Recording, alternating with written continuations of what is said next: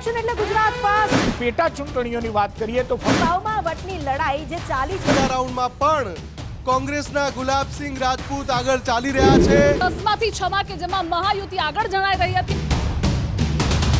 કે જે મહત્વના વિસ્તારો છે એ ભાભર અને હવે ઈવીએમ ખોલવાના બાકી છે. 23 રાઉન્ડમાં અંતમાં જે ગામડાઓ સામેલ છે એ ભાભર તાલુકાના ગામડા છે. માવજી પટેલના જે મત છે આખરે તે કોને નુકસાન કરશે? વાવ બેઠક ભલે ઓછી લીડથી પરંતુ ભાજપ જીતી શકે છે. ગુલાબસિંહની લીડ ઘટી છે. ભાજપ થોડું પ્લસ થશે અને કોંગ્રેસની જે લીડ છે એ કપાશે. સ્વરૂપજી ઠાકોરની તરફેણમાં ખુલી રહ્યા છે. અત્યાર સુધી અને આપણે દાવો કરતા હતા ગુલાબસિંહ મુફદ્દલ. પાછળ જઈ રહ્યા છે. દરેક રાઉન્ડમાં પરિણામ બદલાવાના છે. વાવમાં એ પણ નક્કી જ છે. કે જે પોકેટ એરિયા છે એ હવે ખુલી રહ્યો છે. સતત લીડ કાપી રહ્યા છે કોંગ્રેસની. માગણીની જે વાત કરવામાં આવી હતી એ લાજ ક્યાંક ઉમેદવારો દ્વારા જાળવી રાખવામાં આવશે. એટલે ક્યાંક ભાજપને પણ ડર હતો પણ વિશ્વાસ હતો ભાભર ઉપર.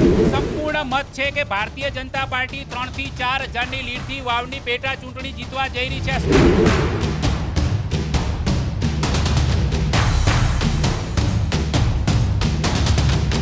તરફથી તો આ તરફ હાથ સરકાઈ રહ્યો છે. ખબર નહીં. મને લાગે છે કે આ બાજુ જશે કે સ્વરૂપજી ઠાકોર આ વટની લડાઈ જીતી ગયા છે. ગુજરાત ફર્સ્ટે બ્રેકિંગ માર્યું છે. ગુજરાતી મીડિયામાં સૌથી શાનદાર કવરેજ પર દર્શકોએ મહોર લગાવી છે. 35,000 દર્શકો ગુજરાત ફર્સ્ટ સાથે લાઈવ જોડાયેલા છે.